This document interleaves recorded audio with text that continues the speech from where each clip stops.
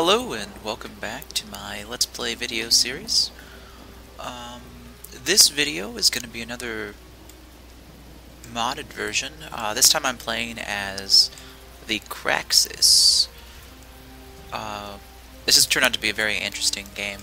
Now in the sort of first part of the game I felt extremely underpowered because Lord Caravox is a Path of the Governor. That's his sort of starting bonus. He's a diplomat, which unlocks Path of the Governor.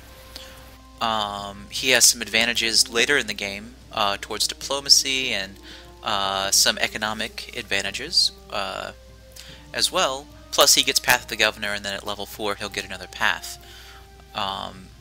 So there's some interesting options with that regard. But, let's see.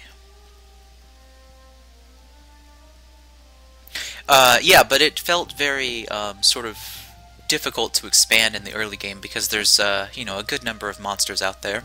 I started here in Goyar Hedaga, and I moved south, sort of trying to kill some wolves, but I wasn't very effective. I quickly realized that what I needed to do was rush by your basic sword and shield unit, and it really hurts Krax to have to research the technology for that early on, but it proved very beneficial. After I was sort of flush with my shields and spears, I built a standard party, and then I ended up building another one, and then I could really expand. Sorry. So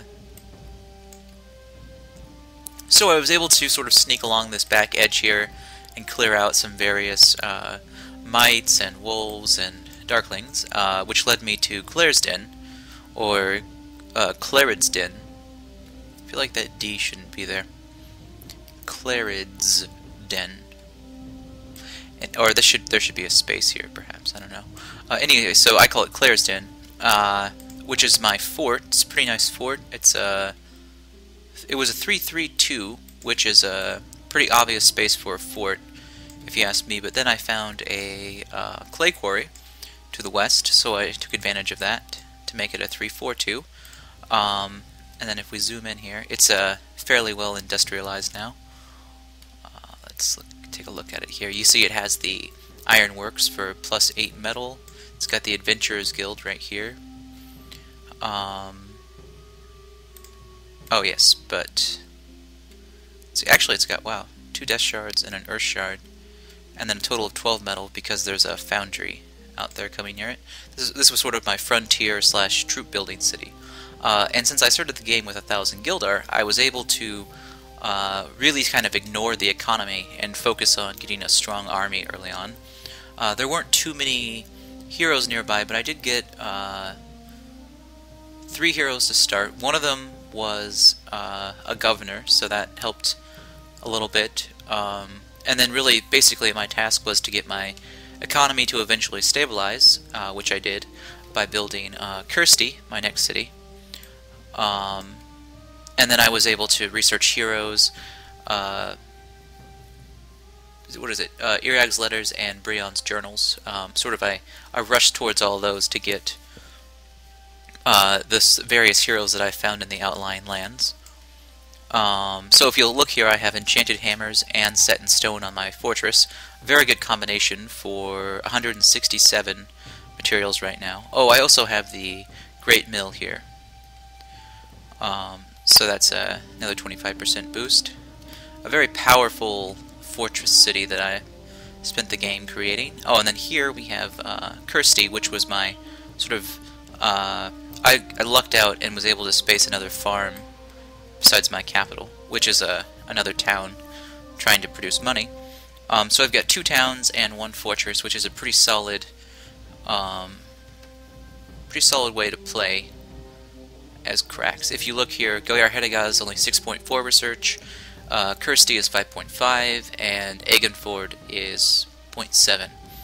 And then one of the benefits of Krax is they get so many heroes that you'll actually see a lot of research coming from heroes. I have 12 of my research points just coming from heroes. So that's something interesting to think about. They definitely pay for themselves with stuff like that. Now the rest of the outlying areas were full of monsters. Here I defeated an Ashwake dragon, which was extremely difficult. I lost 2 armies before I was able to finally take it down. Over here there was lots of trolls. Up in the swamp here there was a lot of Meyerskath. And then there was, I believe, wildings, sort of in this bridge between me and Gildan. Another thing you'll notice is that so much of the map is explored. Basically, I got the Book of Wind and was able to cast Eye of the Eagle, which reveals 12 tiles in every direction. So I went to the farthest points that I could get to and cast the spell, which then revealed a large portion of the map for me. But that was by the mid-game. Oh, and then right here you'll see I used Raise Land to bring up this sort of land bridge so I could get over here, and I've just built Egenford. Oh, I see, Egenford is this city, that's why it's producing research. This city over here is producing none because of the set in stone. That makes more sense. This will actually probably be the source of conflict between me and Gildan. And then down here, I'm about to get another hero, Miriam. So then I had my economy set in place and I was researching for heroes. I found a few level 7 heroes and a few level 9 heroes over the turns. The key for Kraxis is to you want to get as many non-aggression packs as possible so you can go out throughout the land and sort of sneak away all of the heroes that the AI hasn't teched up to yet. So I think I have maybe 3 level 9 heroes and 2 level 7 heroes that I've snaked from other factions, which is where the majority of my strength comes from. I only have 325 strength. Gildan is at 484 and Magnar is 540. So I'm at a little bit of a disadvantage, but basically all I have is blacksmithing as far as technology goes. I'm only up to blacksmithing. So I have my boar spear and my bronze shield, which, you know, lasts for a long time, but I think the other civilizations are starting to amass enough troops. For Magnar, they've got so many slave troops that they're at 540, which is a huge number of troops, I'm guessing. And then there's Gildan, who is probably getting into the light plate phase of the game. So I may need to work on that, but for right now, numerous heroes and lots of sort of spear and shield units are sustaining me. One thing I lucked out on is I found General Kraxis, who is actually, he has one of the sovereign traits, General, which is plus 15 to Army's accuracy, plus 10 to Army's dodge, plus 2 to the Army's initiative, and plus 1 to Army's moves. So he's level 9, he starts with a reinforced plate cuirass, he's got the silver broadsword, and a warhorse, so he's pretty well set. Oh, and look at that, he's also got Path of the Warrior, Life 3, and Air 3. So he's just an epic unit for me to find, because you gotta think I'm an Empire. So having a life mage opens up a lot of interesting combinations that no other player in the game is going to have, because I get life and death. Now the thing that sort of is a drawback is I can't actually use any life shards to empower that, but I still have access to the power of the ones that don't require those, and pretty soon I'll have life master. What else? Oh yes, you can see that I've been leveling these sort of weaker heroes in Claire's Den, because that's where my Adventurers Guild is. They get about 5 XP once every 4 turns, which doesn't seem like a lot, but I've got at least 2 or 3 levels out of each one over the course of the game, which feels about right. For the Path of the Governors, I'm going to, of course, increase how much they'll get from that. Right, so looking at the sort of grand strategy, the reason why I decided to make this video is because there is a grand strategy, which is not something that has really been present in the other games. So about 100 turns ago, you'll notice that only Paradin is the weak sort of faction. basically you had Altar at 122 power, Paradin at about 58, Rizoln at 58. Then you had Gildan and Magnar at around 400, and I was at around 200. So I was about par with Altar.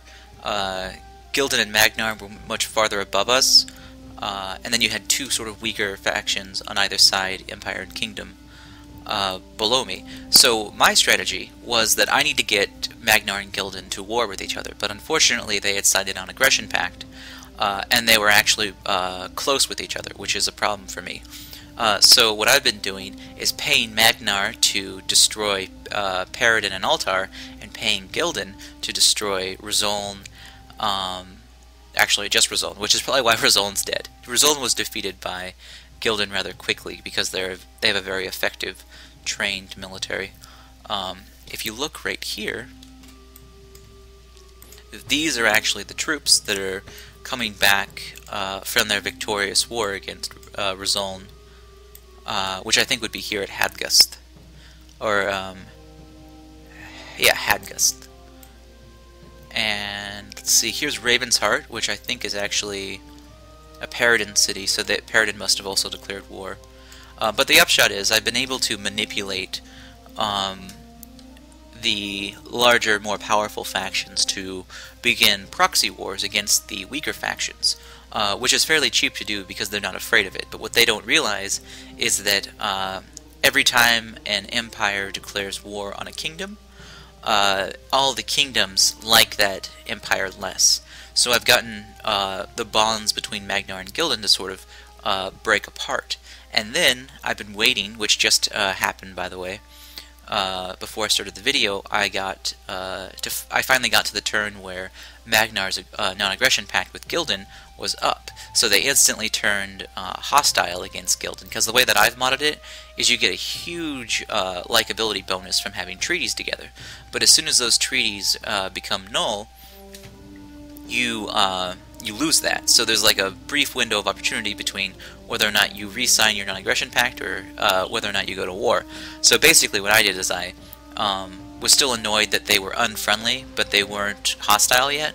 So I paid off Magnar and Influence to declare war on Gildan.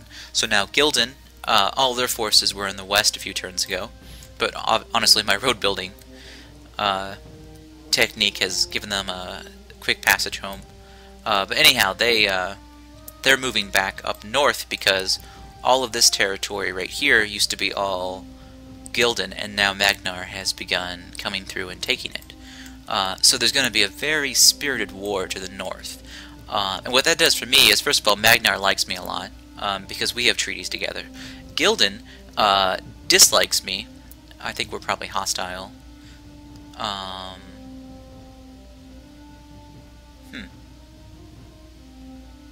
No, we're actually close. So what probably happened there is that they're in a much more difficult war. So they've sort of basically decided that they're too busy to war with me, which makes them like me more. I also have treaties with them, so at any time I can choose to attack to my west and be fairly safe that they're not going to react right away and declare war. So my next strategy is to attack New Paradin, which is a very powerful town. I think it has like 8 grain or something crazy like that. And I've had my eye on it the whole game, but with Gildan to my north and to the east, I couldn't risk war by bringing all of my troops over here to take the city, which is no small feat. Any level 4 city is nearly impossible to siege unless you have catapults or fireballs, which I now have. But before, I would have taken every single army just to penetrate the city. Now I can do it a little more efficiently, and I can pretty much guarantee that Gildan won't be declaring war in response. The problem, though, is Altar may or may not declare war. So after I take New Paradin, I may then be at war with the Altar, which they've gone from, I think I said, a power of 122 to 322, because I've been trading technology with them. They had a huge amount of civilization technology that I wanted, so I traded them magic technology, knowing that they didn't have a lot of crystal. But I suspect that they somehow found a crystal source recently, because their power has been skyrocketing. So that's something to think about. Plus, the other thing is, I've never been able to get far enough over here with my Sovereign to cast Eye of the Eagle. So I don't really know the extent of the Altar Empire. I do see the Pits of Namtur here, which is good because that takes up a lot of space, and the AI doesn't know how to defeat wildlands yet. To the north, I can't really tell much about Magnar territory. I really just know a lot about Gildan. And the Gildish lands, as you can see, are extremely fertile. And there's a lot of really unfortunate rivers that separate my approach, which is another reason why I would probably strike, if I were to strike them, not saying I will, I would probably do it from here, which is another reason to have this land bridge in a staging point. I can hit Farron Town, and then probably take, what is this, Vlay, and then take Vlay, and then take Sandraka, before they would really have a chance to respond. And then, you know, it's only a matter of time before I take this city here, and then move into this city here, and then it's just a short jaunt over to the most powerful 3 cities. And I would have sort of cut them off by so much that they wouldn't really be able to retaliate very well, and then the rivers would be on my side. So that's probably my overall strategy, but they're a little bit too powerful for me to make the first move. That's just probably far into the future when I try that.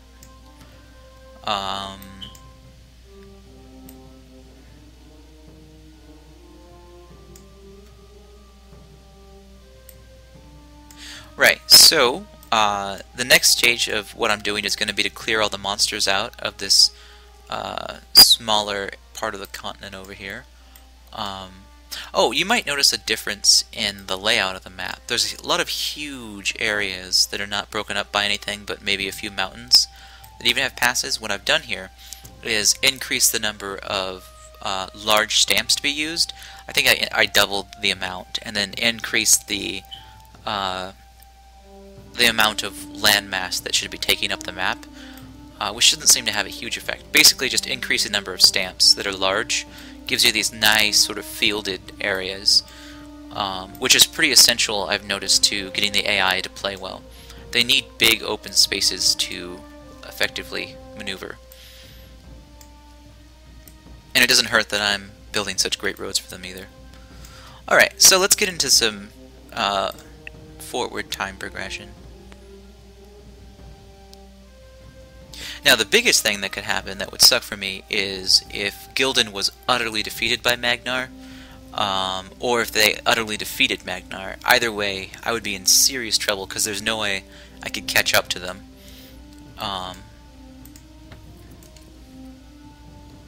Some cheeky mites over there. So now I have Miriam. Wow, she's a powerful mage. Fire 3, Life 3, and Earth 1. Bending Blade, so she's Altarian. Wow, and she cost 1,000 Gildar. One of the benefits of having one of the strongest economies is I can afford these heroes. A lot of people can't afford this powerful of a hero.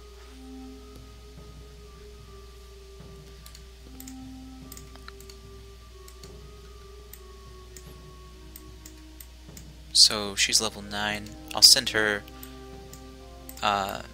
back to the city. I've already got a very powerful army. Wow, Gildan does too. They've actually moved an army in over here. Anyhow, I have Giovanna and a whole bunch of spear and shield units protecting Aegon.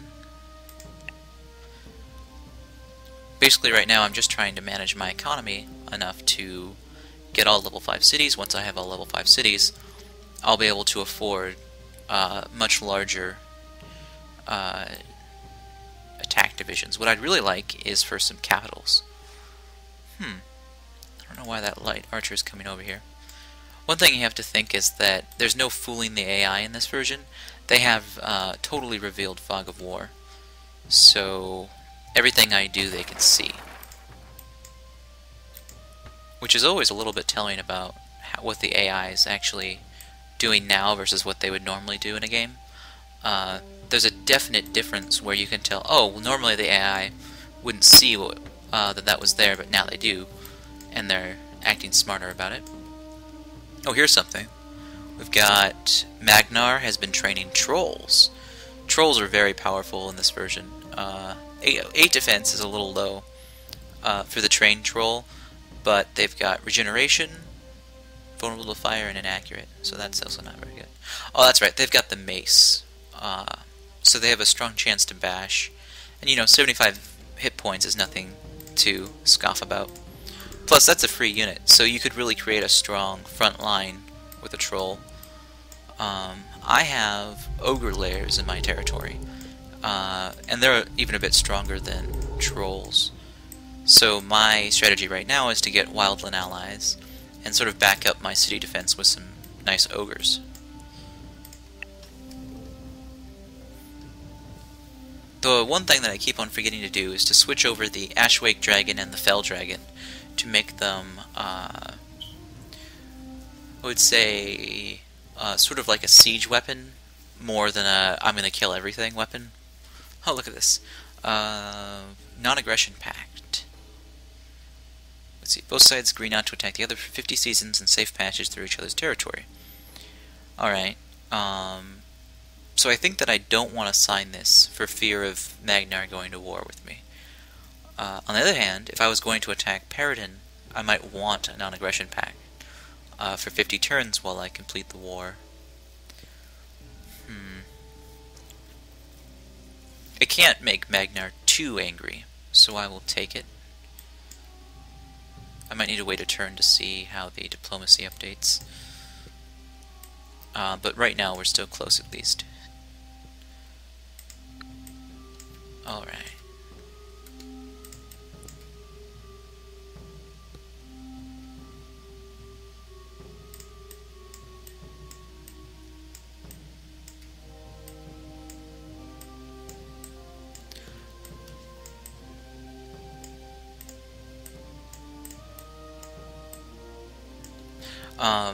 I think one of the previously fairest sort of criticisms of the what is it? Probably the tactical system in general is that there's no backstab ability. And what I would argue about that now is that there's still a backstab ability, they just moved it to diplomacy.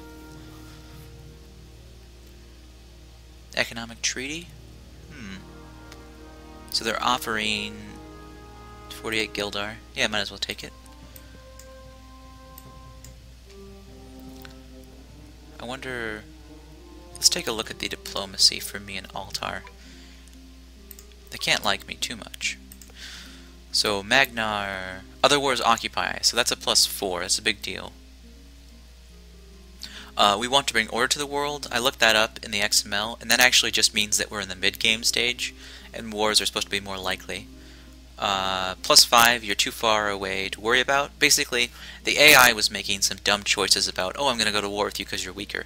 But they're like 100 tiles away, so that war is pretty much irrelevant. Anything they send at me is just going to weaken their regime. So if you don't have touching borders, you don't go to war anymore. Which actually allows the checkerboard pattern that you used to see in medieval Europe come to fruition in the game. +3, we have treaties together. That's, as soon as those treaties break, that ends, so I have to say I like that. Caravans is +1. Same allegiance is only +2 now. It used to be much higher, but I don't think same allegiance would matter that much. And then faction is beneath us. That's a faction trait of the Magnar. And only the strong survive. I think that's another faction trait. Looking at Altar, -3 for we have a different allegiance, so that's kind of a big deal. But +5, you're too far away to worry about. So as soon as I get touching borders, we'll probably go to war, is what that's telling me. Your civilization is prestigious, +1. I have other concerns, which probably means they're at war right now. Yeah, +4, other wars occupy. So this must be, I forget what that is. I think this is 1 war and this is 2 wars happening. So if they've already got 2 wars, I didn't want them to be declaring war on anybody. My military is weak, so my military is stronger, is what that tells me. And we are impressed by you. I don't know why he would say that to an empire, but it must be some sort of natural wonder or my influence level. Now, this is a little different story. Treaties together negates different allegiance. My prestige is helping. He has other concerns, which means he's at war with someone. Other wars occupy us, which means he's with 2 wars at someone. And then your faction is beneath us, and everyone is out to get me. So, Lord Markin must be paranoid if he says that. I think paranoid is a trait that gives you -1 to all relations. Paradin, I have a lot of influence, so that's good. That negates that we have a different allegiance. Our borders are close as -4, so you go from +5 to -4. It's a net 9 difference from having touching borders, which feels about right for the way the game normally plays. Because obviously any human that's near you is going to be thinking about capturing your cities at all times. However, other wars occupy us negates that. So it's a bit of back and forth. Oh, you are beneath me must be the military strength, but not too much of a difference. One of the things I modded is that now my military stronger has to be like 100 faction power higher before it matters. Before it was like, oh, 3 faction power higher, I'm going to declare war on you because I'm stronger. Which is great if wars are something you want in the game constantly. But the way I've set it up is you really have to totally be dominating someone before your military strength is the reason you declare war. Which is actually probably with Magnar. They're probably getting close because they have a really high faction power. Let's look at some of the other stats. They've got 1700 pop. Oh, Altar has 2400 population and 9 settlements. Oh, I guess Magnar, they don't grow as quickly because they've got 11 settlements. Their revenue is 28, Altar's 25, but Magnar doesn't pay wages, so that's telling. They've got 40, they've got negative 251, so ouch.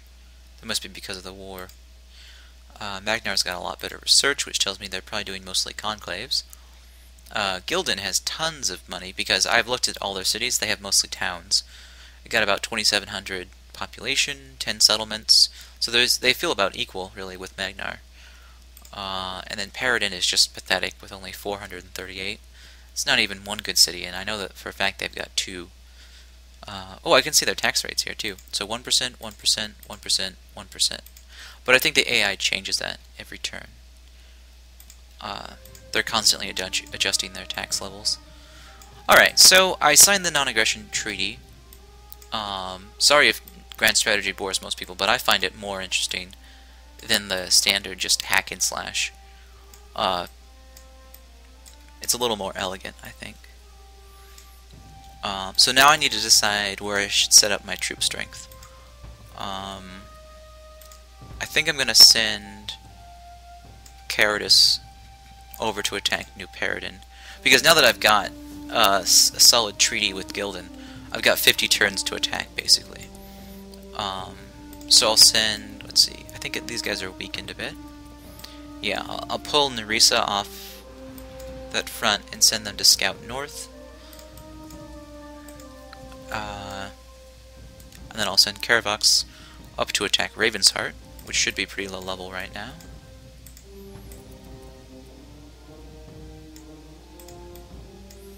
Man, having General Kraxis is such a huge asset for a faction. It was costly though. I think I paid about 1,200 Gildar for him. And that's with the Adventurers Guild discount, so.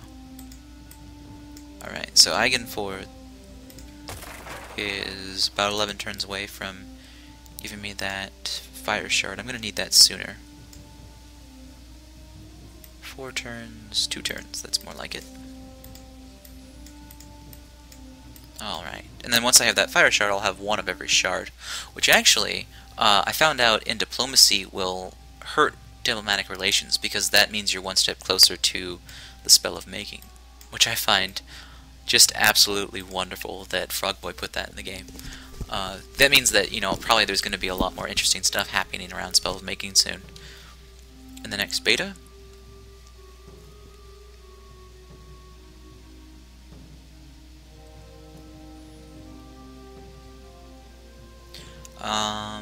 Oh, interesting. Magnar wants a tribute from me. I guess I did account for this because I was afraid that they would be angry at me for siding with Gildan with that non-aggression pact.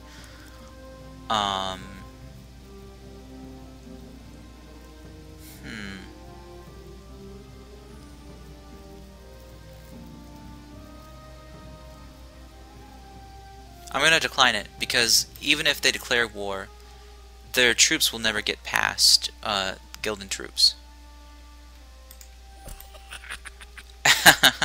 He says as he looks at the Magnar forces within his territory. Wow. Okay, so I guess that was maybe a fluke. But yeah, we still got a non-aggression pact for now. Technology trading. That gives them too much research. Trade treaty. I'll get 15 Gildar per season, and they'll get 6. Okay, call me paranoid, but I think it's probably necessary to get an extra treaty going to make them like me more.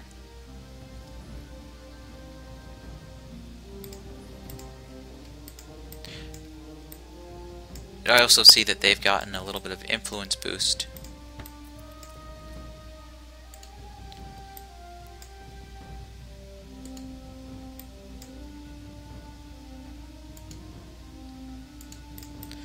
Alright, so let's make sure I can declare war. Yeah, we've got no treaties. I don't think. Of course, they'd sure like to make one with me. It's too bad they don't have any resources I need. Wow, they've got so much knowledge, though.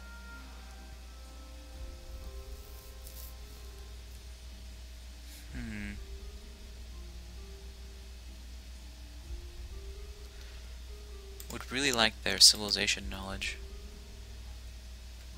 See how much mine can give. And then... so that would be 100 of mine, 100 of theirs. And I'll pay off the difference with Gildar.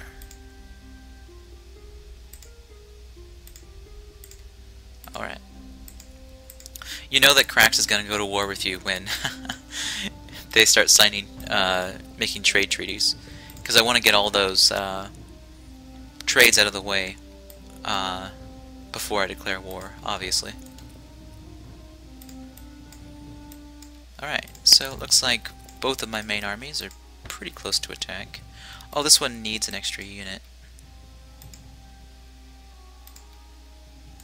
So that'll take an extra turn or two. Actually, it got pretty close. Alright, so war looms for Paradin. And Gildan just shot up in faction power. They must be training away right now.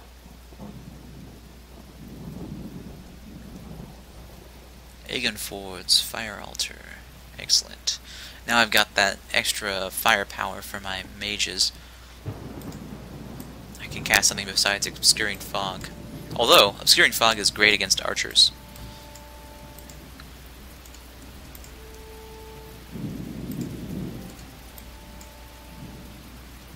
Especially since I have one air shard and one water shard. Okay, so it seems like war is just about to start. I'm going to do a quick pause, and then I'll be right back with the conclusion. Alright, so yes, the war against Paradin is beginning. One of two.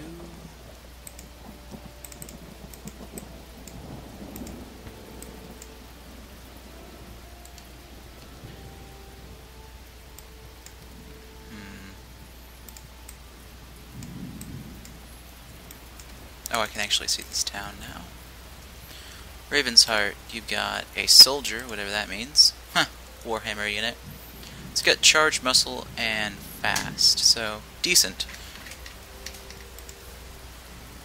But not going to be enough. We got a Spear Maiden, probably, what, using an Ice Spear? Nope. Sindarian Staff. Decent weapon, but kind of a lesser tier than what I'm using. And now a hero, an assassin, level 5, not too dangerous yet. Of course, crit chance 9 can always go anyway. And then Burning Axe. Decent hero, actually. But I think mine's stronger. In fact, I know mine is, because mine's Lord Caravox. So, we're going to wait till next turn to attack. I want to get as close to the city as possible.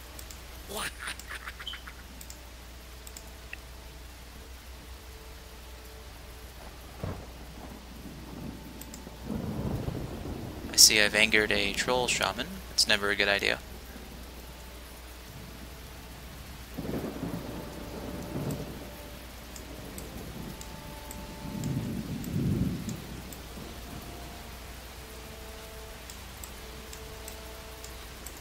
But where, though?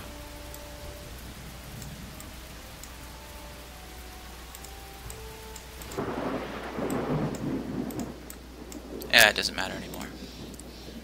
Oh, they're too busy to talk, which means I can't declare war.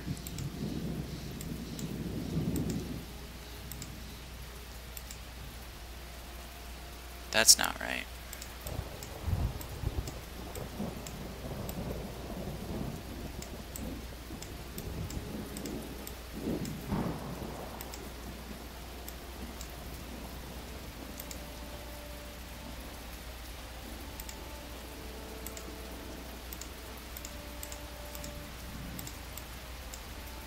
My band of heroes is slowly leveling. So I guess I just have to wait another 10 turns. Now no one wants to talk to me.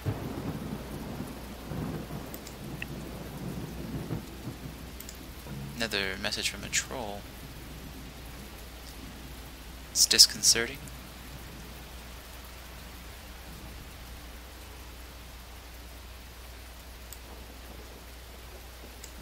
So what are we at? Turn 302. Yeah, the end game, or the mid game, is going a little bit longer than normal, just because I've had no real place to expand to, and this is what it looks like with only 3 towns at this point in the game. Also, I've been trying to build up my influence, which is +4 per turn. Not bad, eh?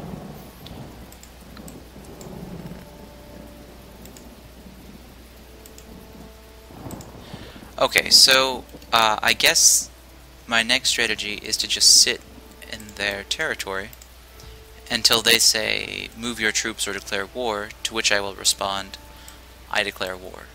That seems to be the best option. Let's see, I've got 1 extra soldier here. Wow, my troops are spread a little thin.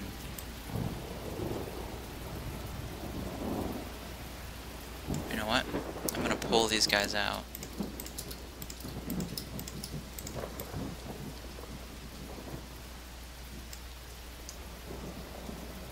And head them up here. I don't want to get hit by wildland creatures once the wars start. Okay, so this is great. So she says, your trespass on the sovereign territory of Queen Persephone, or you trespass on the sovereign territory of Queen Persephone.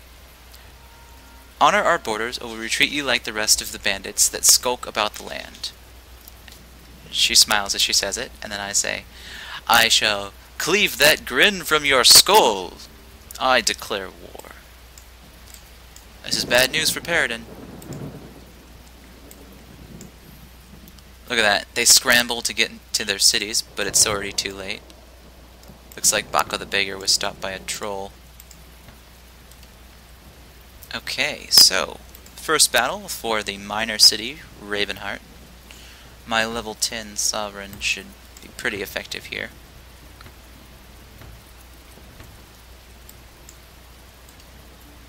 Alright, so the first thing I'll do is look at any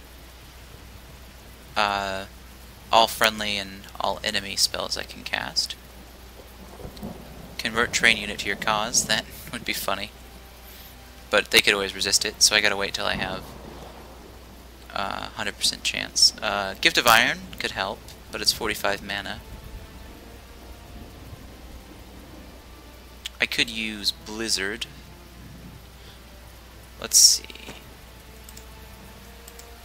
Jesselt. Jesselt can cast Might, Wave, Tireless March, Bless City, Gift Iron, Touch Darkness, Curse City, Incinerate City. So that's a mundane hero, which is unfortunate for them, because now I can cast Blizzard for just 30 mana. Now I'll move up my guards.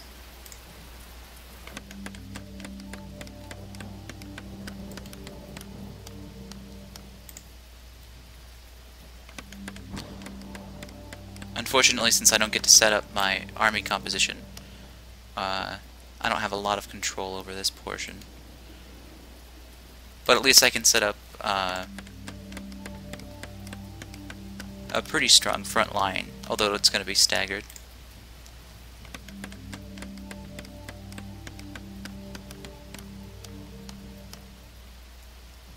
Oh, you know what? I can't see it right now because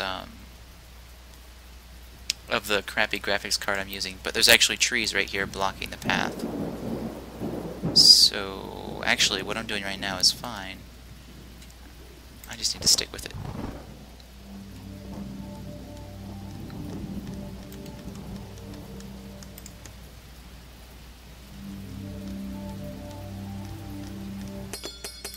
So they use Gift of Iron, but fortunately, Blizzard will go right through any defense like that. I'm going to have all my troops hold position. Actually, these ones don't need to.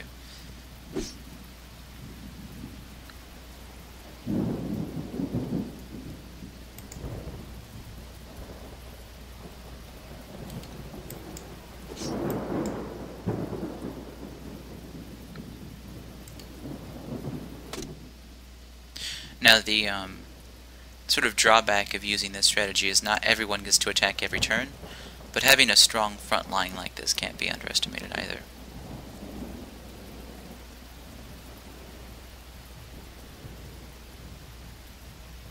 Here we go. Wow. That's powerful magic. Alright, so now we'll move in my troops. Hit their remaining forces. The great thing about... Oh wow, there was an after effect there. That was really nice. The great thing about the spear and shield tactic that only Krax can use is I get really good armor piercing, but I also always have really good armor. Even though right now I'm really just using leather, it's very effective, and I never have to worry about a counterattack.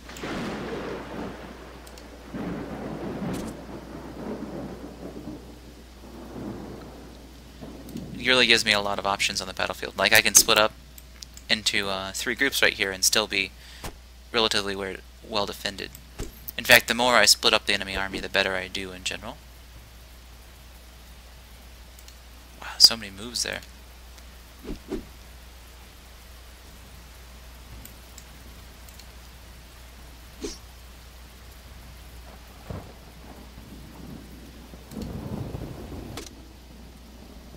Pretty much whittled them down to just one army now, or one unit.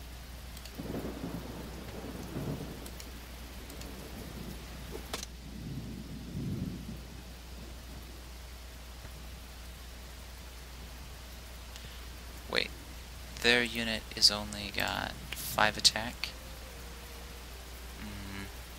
That's not good. They should at least be using Sindarian Staff. I'll need to, I notice I need to tweak the maximum sums options for units. It seems like they always want to go sword and shield because of the max sum, but certain factions don't really want to use shields. They want to use two-handed weapons. So I'll have to delete the shield stat from that. Alright, unfortunately I don't get the scrying pool once I take over one of their cities. As you'll see, there's a blackened mark on Raven's Heart. Empty tile there. But I am fortunate to be able to do logging camp. And then I'll take Mason. And then I'll take Town Hall.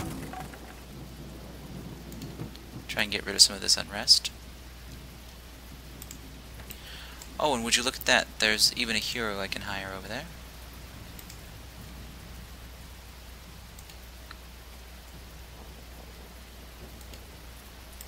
I hope this is worth it. It's definitely worth it. This is a very powerful mage, all 4 spell classes plus Path of the Mage. Easily worth 1,000 Gildor.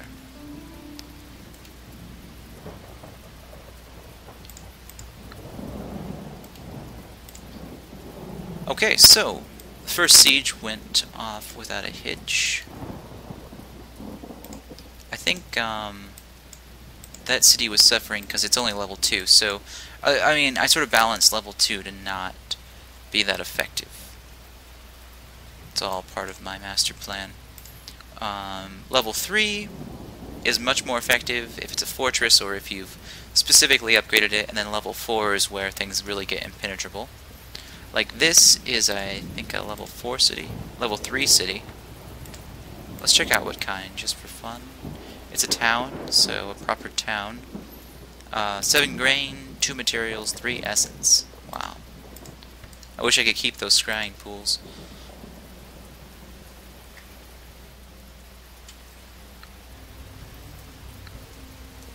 Oh, what have we here? That champion has decided to join this combat as well. So this is pretty intense. This is a level 3 city, and look at all of the defensive units it gains. Now, not all of these are city militia, but they definitely add up. That's huge. So my basic strategy is going to be able to fill these holes and prevent getting outflanked. Let's see. He's maybe doesn't want to be on the very front lines, but I'll move him up in any case. Let's check out his spells. Battle Cry, that's a good one. This is all units in army get an extra action. Gift of Iron might be more appropriate because I can cast that instantly, and I know that they will. They don't really have very many archers, so Guardian Wind is useful or useless. Growth, that's only great with a really strong, sort of like a warlord hero, but since he's a general, all of his bonuses go to the whole army. I won't be using growth. A mass growth would be interesting, but maybe less effective if they implemented that. I could try hasting units, but since all my units are the same unit, that wouldn't affect much. I could go Obscuring Fog. That's +4 dodge and air dodge, but overall not too effective.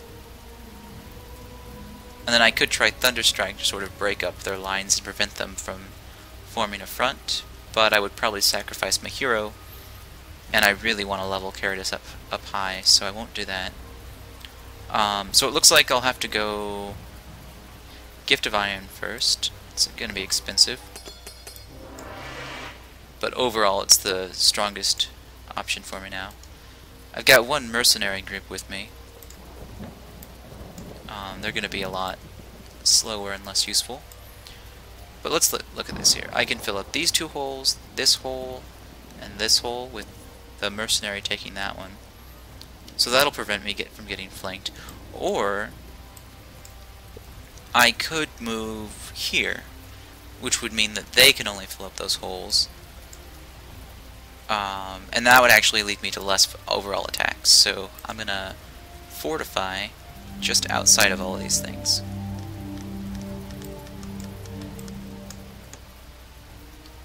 Oh, actually, I have an extra unit here too, so that'll be nice.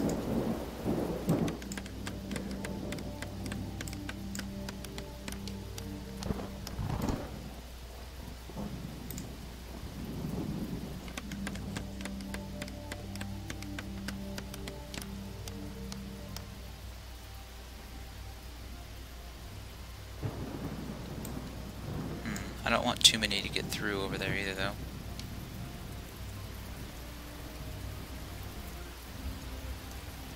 I'm gonna move there.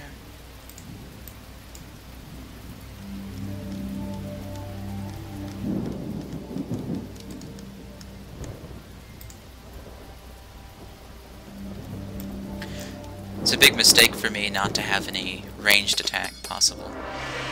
Okay, so now they have cast Gift of Iron, but I have an Earth Shard, so I got slightly better returns on it. Okay, so next spell, probably go with Obscuring Fog. It's not going to make a huge difference, but it's a pretty cheap spell. There's no reason not to. Right. So here's where I really get an advantage. It doesn't look like it, but being able to auto-defend on one of those tiles makes you very strong. Look at this, I've got 44 defense for this Honor Guard. No complaints here. And see, look at the way that I just cut right through these Spear Maiden. They've got 23 defense, but for my units, it's really like they have a lot less. They've really only got about 11 defense. See how they start to fill up the holes? Really strengthens my front line to do it like this.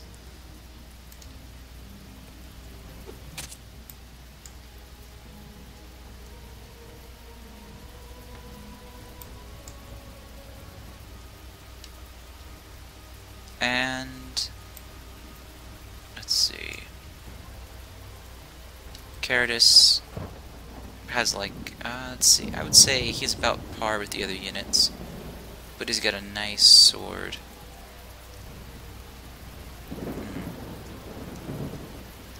There's no reason to use Battlecry quite yet. I'm gonna just let him get into the melee. I should have outfitted him with some extra armor though. It was my mistake.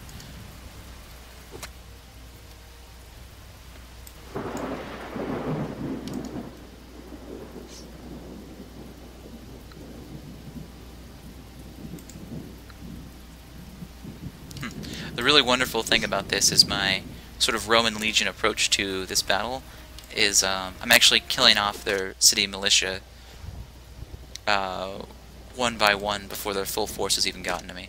So their advanced units are just getting obliterated.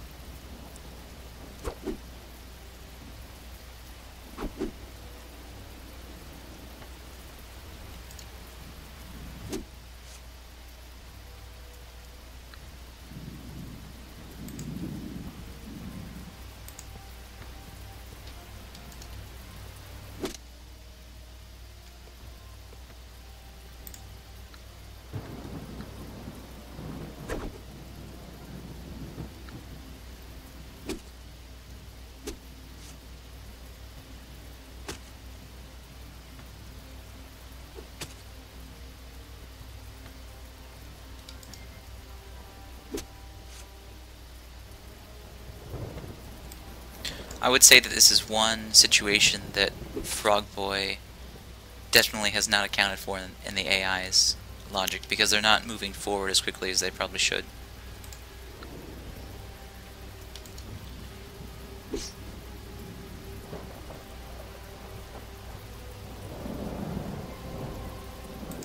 And no one's filling up that hole for some reason.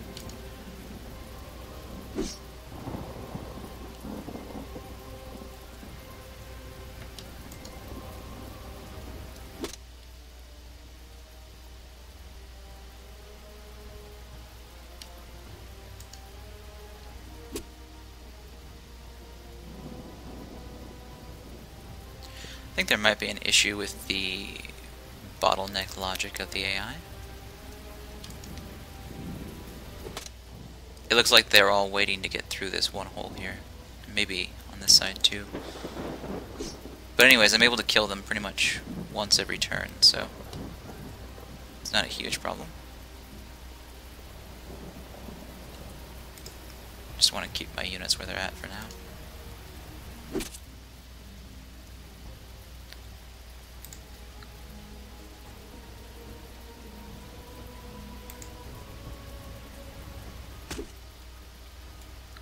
Yeah, I would say the biggest flaw though is that they're using clubs. They should have much better weaponry than clubs right now. And it's hard though because I'm not going to change really the balance of the game based on paired in this situation because oh boy, they're really hitting that hard. I'm going to pull this unit back. Paradin is like a minuscule faction right now. They don't matter, to put it frankly.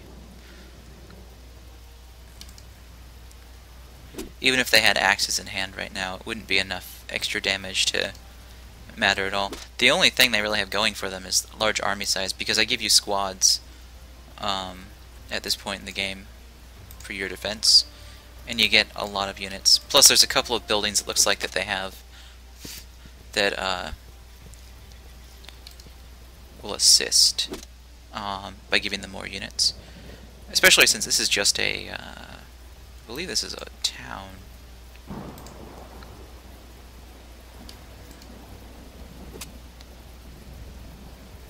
Towns are sort of the weakest against sieges. Well, it depends how you play them. If you have all the way up to pub in every town, or brewery I think it is, then they can be effective because they'll actually be giving about 60 extra, or no, 45 extra HP to every unit, and then if you put properly trained units... Oh, it's time to move forward. Nice. See, now I'll do my flanking maneuver here and really start hurting the enemy.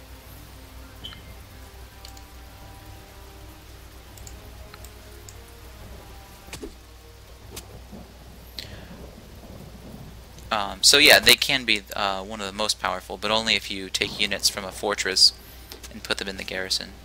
And then of course that's going to cost you a lot of wages.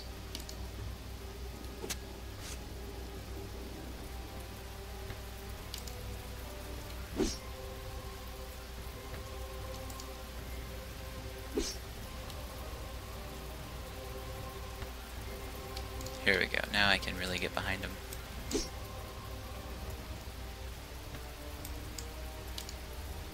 You'll notice all my units have 3 movement, and I don't even have tireless march. The reason being that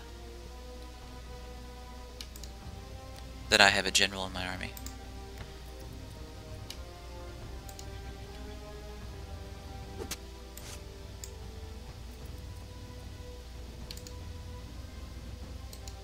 And generals give you +1 movement, among other things.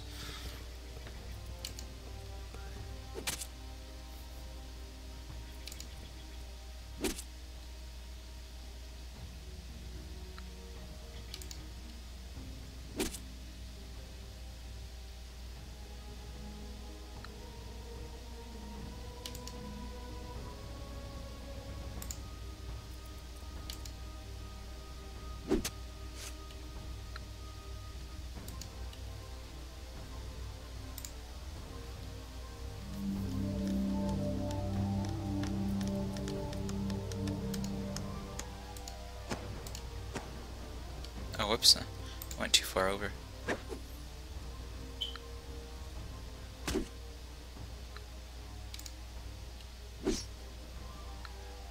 Hey, look at what the Fortify does.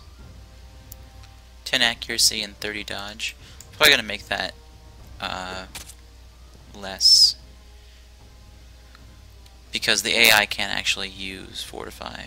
I don't know if everyone realizes that, but the AI has never used Fortify, and it probably never will. Certainly never effectively. It would be more usable probably if I just added that to city defense. Anyhow, a modest gain of XP, but a brand new city. Yeah, once again, didn't get the scrying. Oh, this is a conclave, so wonderful. Of course, it won't pay off for a while, but I'm getting about 6 research almost from it right now. Take that. Spear Maiden. I could easily take a Spear Maiden. There we go. So, oh, I didn't realize I could do library. I think cleric is in order.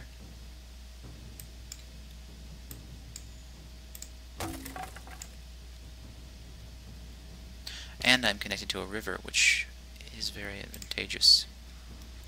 So, Paradin is mine. They probably don't want to talk to me right now. I don't think they have another city, though. So it's probably just that one outpost and wherever their sovereign is at.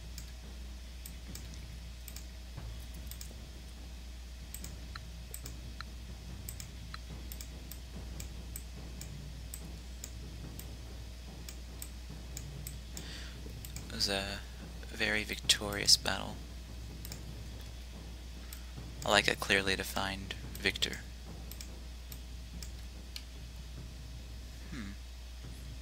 So I guess Sacrificial Altar is not a one per faction.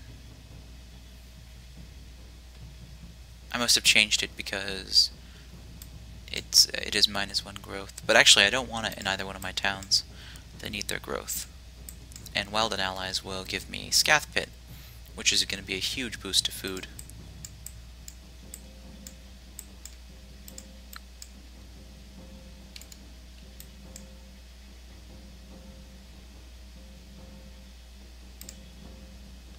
Oh, another hero, Scylla. Wonderful. Alright, so now I've sort of got a blowback from taking these two towns, or a conclave. Oh, and a fortress. Not a great fortress, but fortresses always have some nice options to them.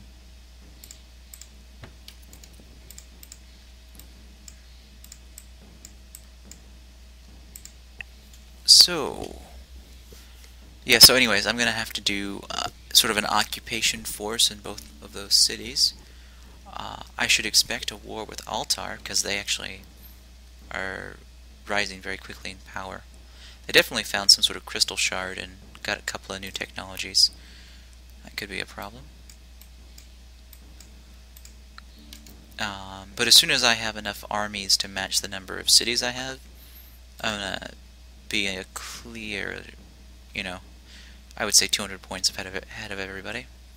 And then it's just a matter of, you know, sort of explaining to people how powerful I am, I guess is a nice way to put it. So she has Mass Curse already. Wait, no, Mass Curse is triggered when combat begins. That's unfair. So I need to give her all archers, I guess.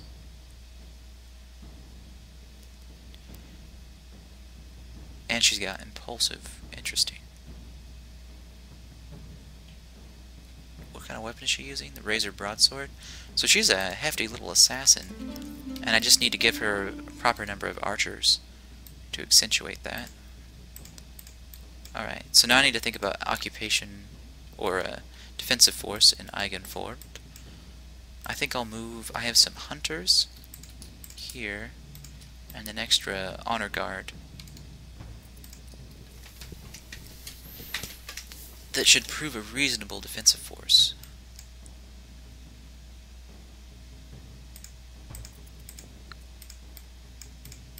Alright. I love that I can finally play the game sort of this far out. Like, you know, usually you're playing the game and you're like, oh, okay, I'm gonna go attack this little city over here, or this little quest thing. But in this particular game, I've sort of stabilized the gameplay to a point where even at turn 304, I am thinking on a massive scale now. And the AI, at least for now, seems to be able to not only compete, but do 200 faction power better than me in the same field.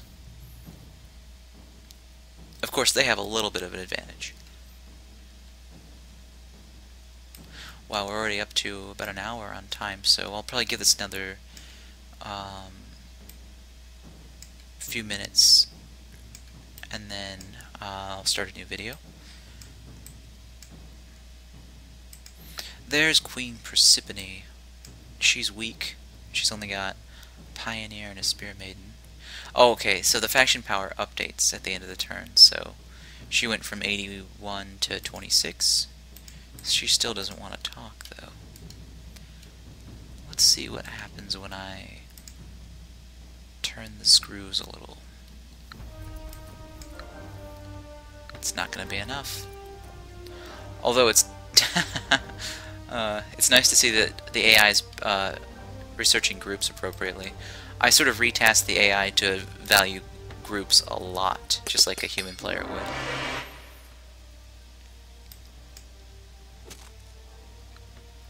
Even though that Sindarian staff needs to go. Well, actually, let's look at it. It's 10 attack with 4 defense. So 10 blunt attack, slightly better than a Warhammer, but it's two-handed. Yeah, actually, I guess I could see that as a decent weapon. Especially since it has a dodge and defense bonus. But overall, her units just don't match up to mine because her units are level 1. And my units are much, much higher. Plus, she's got all these enchantments, but not enough magical power to defeat me one-on-one.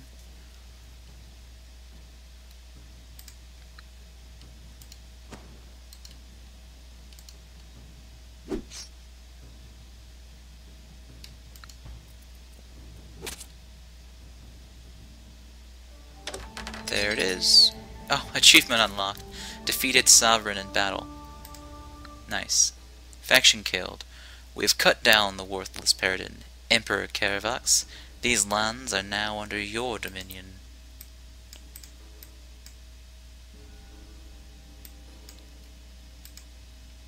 So let's see.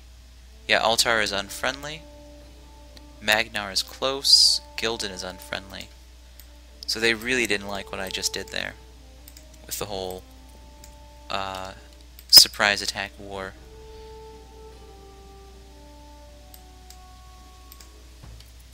I guess the true measure of a crack skill is to go to war and have everyone still love you afterwards. But that's a hard thing to achieve. Magnar didn't seem to mind, but obviously the Kingdom factions are a little worried and angry. And so they should be, because next I'll set my eyes... I don't know, actually, I don't want to overexpand to the west because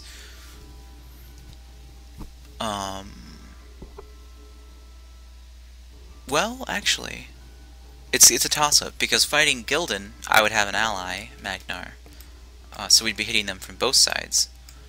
But if I attack Altar, they're alone and they're about the same strength, so I mean Gildan could feasibly defeat me and take over a few of my cities during the war if they focus just on me.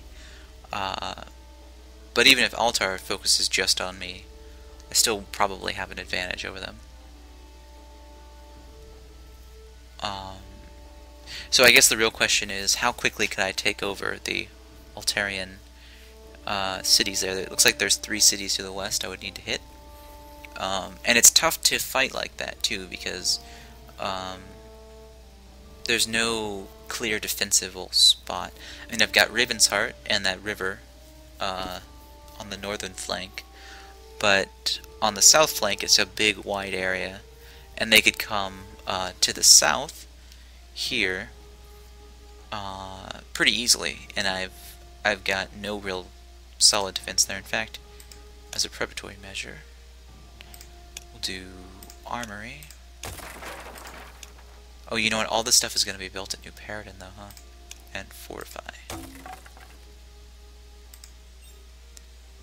So that might help a little bit.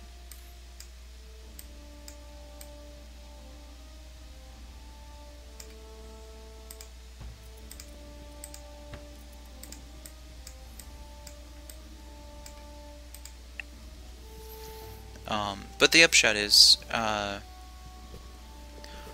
might just be better off attacking Gildan, since they're already at war. Here we go, Eigenfort. It's a 3/3/1. I could use a slight boost to research.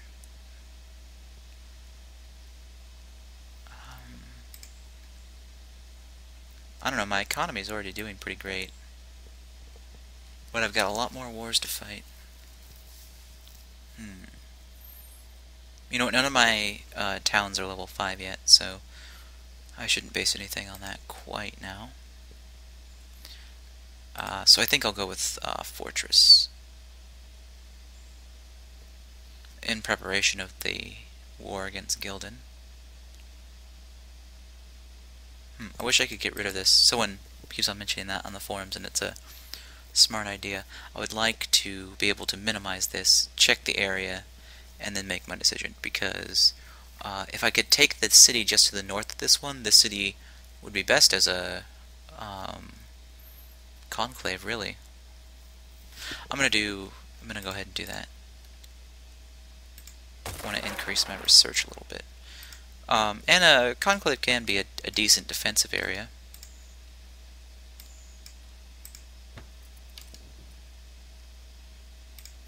Alright, so let's look at my mana. 18 per turn. It's very good. Stone skin on Caravox. I'll keep that. Paradin can have some enchantments.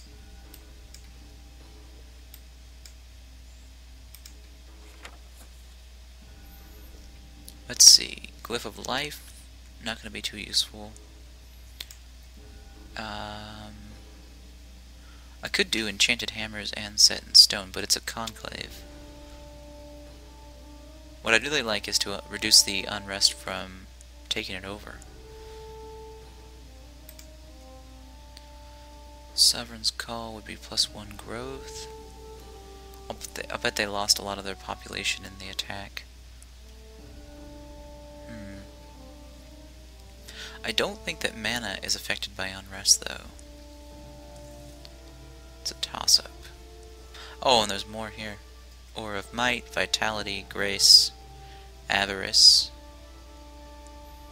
And then there's Blood Sigil, too.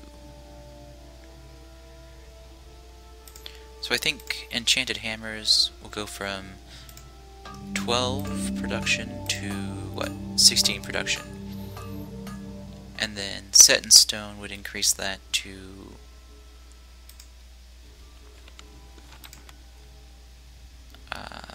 32.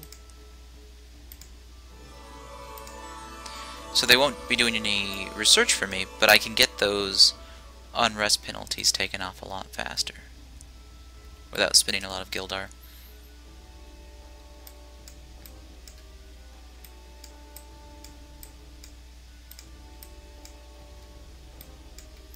And I've finally almost gotten to Wildland Allies.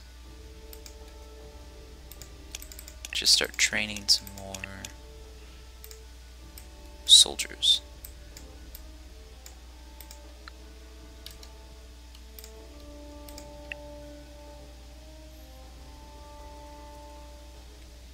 Keep in mind that I have 100 Gildar per turn, but that's at normal tax rate.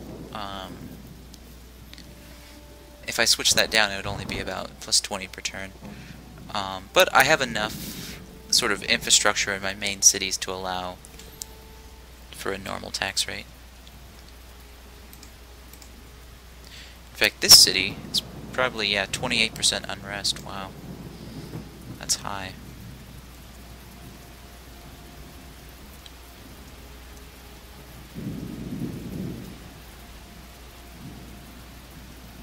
Take a cleric next.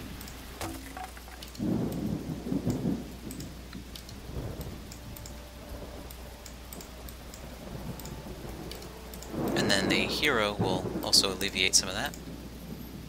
Now we're at 23%.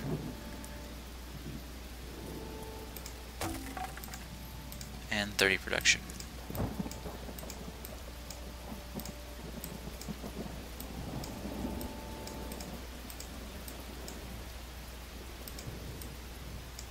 Alright, so no one's immediately declared war. Let's take a look at the diplomacy again. I find this part interesting because I haven't really noticed it matter that much previously, but since I've been playing with the numbers, I sort of understand how much things matter. Magnar loves me. The only negative factor right now is only the strong survive, and your faction is beneath us, which means low faction power, and mid-game is -3. We want to bring order to the world. So if we get into the late game technology, that's going to go to like -10, I believe, is how I said it. And then we'll probably be at war. But right now we're very far into the positive. Altar... I attacked Kingdom, -3. But other wars occupy us. Sorry about that, guys. +4. -8, we have a different allegiance. So... Wow, that went all the way up. That went all the way up to -8, which means it's being possibly multiplied by late game factors like the fact that there's fewer kingdoms in the world, I guess. Or maybe it's just something that happens to them later in the game. It gets multiplied. Oh, that's what it is. There's a early game different allegiance, mid game different allegiance, and end game different allegiance that I set up. So in the mid game, it really starts to matter if you're a different allegiance, and it looks like we've finally gotten there. Of course, that's not going to be a picnic for me. So I can pretty much guarantee a war on both fronts. I will plan accordingly. Alright, so I hope that sort of, I guess most of what's been going on is more so, if you really want to look at it negatively, I attacked 2 cities, easily won, and continued with the game. But there's such a nuance now in the balance mod of how these factions are interacting with each other, and I thought I really exemplified it well playing Kraxis, where at the first 200 turns I was everybody's best friend. I was trading technologies, I was trading resources, making sure everyone had a fair share, and all these things, always with the intention that I would one day turn my backs on everyone and conquer them. And so now we've sort of gotten into the stage where, oh no, he's conquering everybody. And I find it very much fun to sort of play out this endgame situation.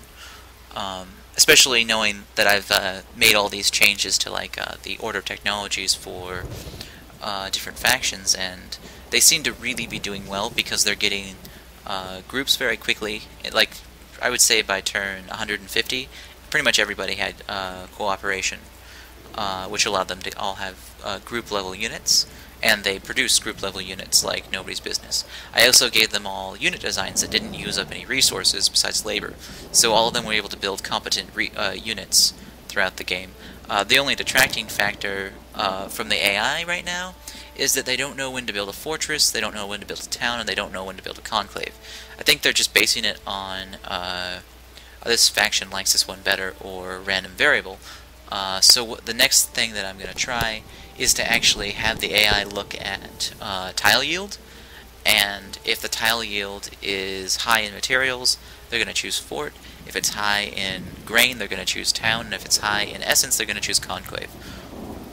For most factions. For some factions, they're going to get a massive multiplier towards one, or a massive divider towards another, depending on the faction. Like for Magnar, I'm going to make sure that they never ever build a town because they can't get the growth bonus from a town. And for Paradin, they're almost always going to want a conclave because they can add +1 essence to every square. So anything over 2 essence, Paradin's got to freak out and want that. So these are going to be difficult to do. Basically what I have to do is be able to get a calculation in the AI value tag. So if I can do that, then we're set, but if I can't do that, then I'll have to ask the devs to think about implementing it, which, you know, they may or may not do depending on whether or not they already have a plan for it. I'd see, what are we at? 1 season. I'll do the last turn where I get my new technology. Oh, interesting. I didn't even think about, yeah, there's all 8 factions in this game, so there's been a faction in the game that I haven't even met yet. Emperor Caravox of Kraxis, you are seen. You raise an empire, you raise an army. Know that Yithral's power dwarfs yours. Ours is the power of the dragon. Dare to challenge us, and we will burn your lands to ash. A pleasure to meet you, Warlord Verga. And here we go.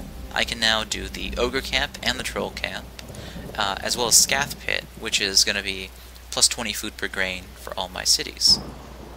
Huge bonus here. So we'll open the Research tab real quick and take a look. We'll probably want to pick up Animal Husbandry for the coming wars. But now, yeah, I'm certainly in the, like, you know, I would say that from these ones to these ones are the mid-game techs, and then once you get into these latter techs, this is the end game. I might even, 400 turns is a little bit long, but Dance with Dragons would be good, because I do have a dragon resource, and that would be a game winner right there. Other than that, I could go for higher research values, alliances, which can be very helpful with Karavox. If I could get an alliance with Magnar, I'd probably be set in the game. And then I could just have them do all the fighting for me. Refined agriculture and production, not so much valuable. But logistics, getting that squad level army is going to be important. So eventually I'll waste 60 turns doing that. In fact, I might go Alliance, Logistic, Company, and then I'd have companies. Which, by the way, the AI is going to be doing too during the end game. Fair warning. My other option is to take banditry, archery, and siege weapons. I need to test out the catapult because it takes so long in the game to get to it. I don't know if it's too powerful or not powerful enough. But that's something I might want. I think what I'd probably do with catapult is give it 0 upkeep, so it could be an effective garrisoned unit. Or just increase the upkeep to like 5 Gildart per turn, and then maybe have it do ridiculous amounts of damage during battles. Archery, I'm going to need longbow just to survive during the wars. Weaponsmithing, I really don't have another good weaponry tech until I get into weapons of war. Here I have the short pike, which is 13 attack, same weight, same damage. Caltrop's not really going to be a factor. Warrior Temple, this is 10 accuracy for trained units. Oh, I see, it's the upgrade, like War College.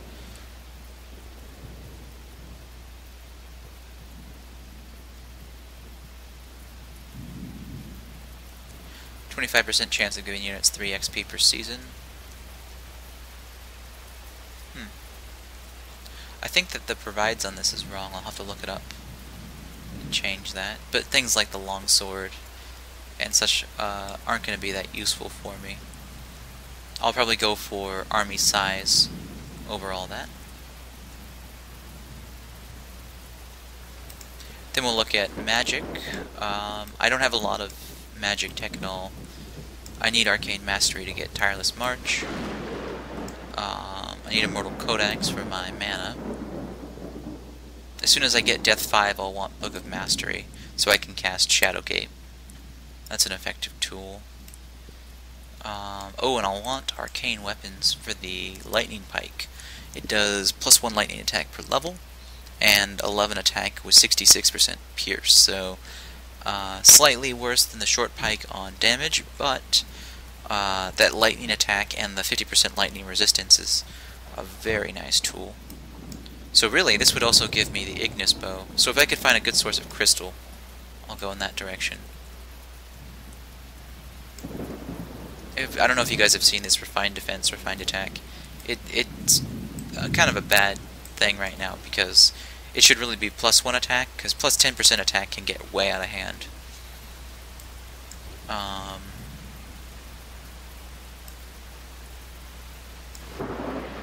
It doesn't look like there's a lot here for me. I guess I'll take Arcane Mastery and then go into the Civilization text. There's definitely a reason why I haven't sort of upgraded my options here. Alright, so training complete. Honor Guard. Oh, that's right, I was building a new army here.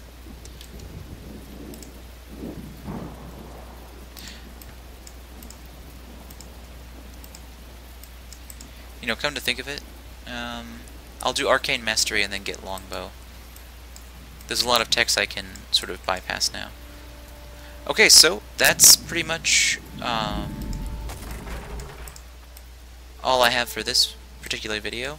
I'll come back with another video once the wars start to flare up. I'm sure that after that non-aggression pact with Gildan, they're going to want to declare war on me for sure. And then, Altar is just basically a ticking time bomb until they decide to declare war. So it'll pretty much be Magnar and Krax versus Altar and Gildan. I wonder how it'll turn out. Oh, it's interesting to note that Yithril, in the last game I played, they were about 300 faction power ahead of everyone.